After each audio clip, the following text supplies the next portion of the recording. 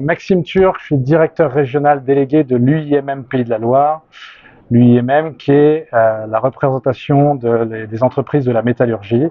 donc sur la région des Pays de la Loire évidemment. Notre spécialité c'est deux choses, sur le droit social évidemment, on conseille nos adhérents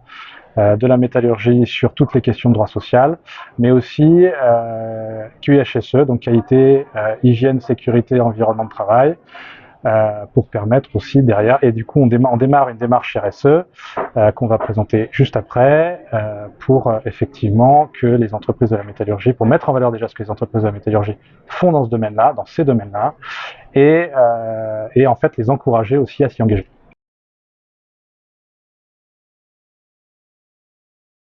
RSE, effectivement, c'est très vaste, donc on va effectivement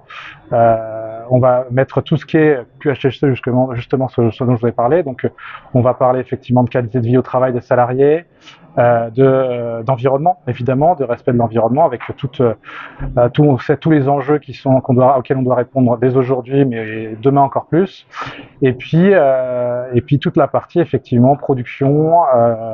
approvisionnement, fournisseurs, comment on gère tout ça pour répondre à tous les enjeux à la fois de qualité, d'hygiène, de sécurité au travail, mais aussi de respect de l'environnement.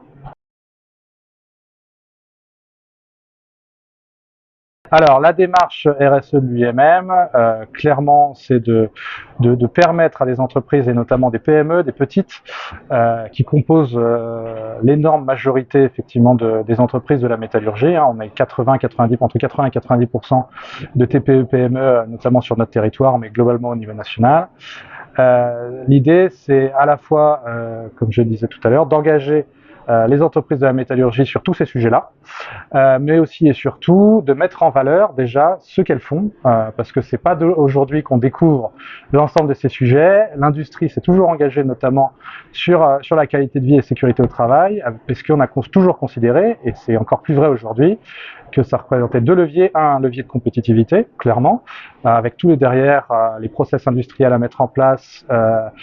pour en faire vraiment des enjeux de productivité et de compétitivité à l'international notamment, mais aussi d'attractivité, qui est un vrai sujet chez nous pour pouvoir attirer non seulement des jeunes, mais tous les salariés possibles vers nos métiers et redorer un peu de l'image de l'industrie en mettant en valeur ce qu'elle fait sur tous ces sujets RSE justement.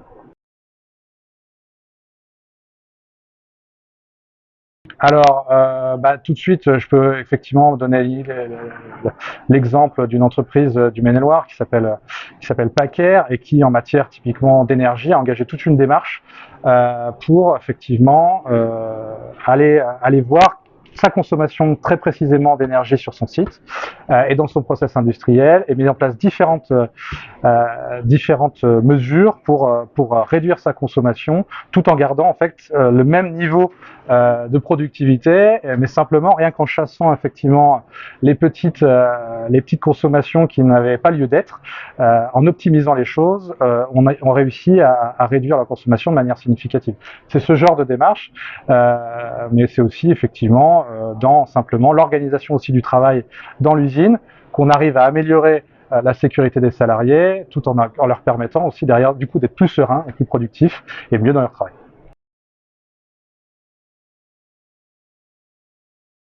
Aujourd'hui, de toute façon, les entreprises industrielles quand je vous parlais des deux leviers, ont ces problématiques-là.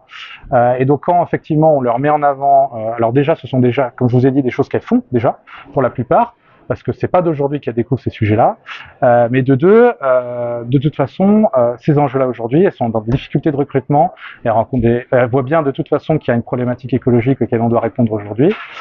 donc il n'y a aucun souci pour les engager. La seule chose dont ils ont besoin, c'est de l'accompagnement, c'est de la capacité à leur proposer des choses, à leur permettre de lancer une démarche en interne, puisqu'effectivement, un dirigeant seul, parfois, est un peu perdu face à ces sujets, et c'est là tout notre travail en tant qu'UIMM dans l'échelon syndical territorial.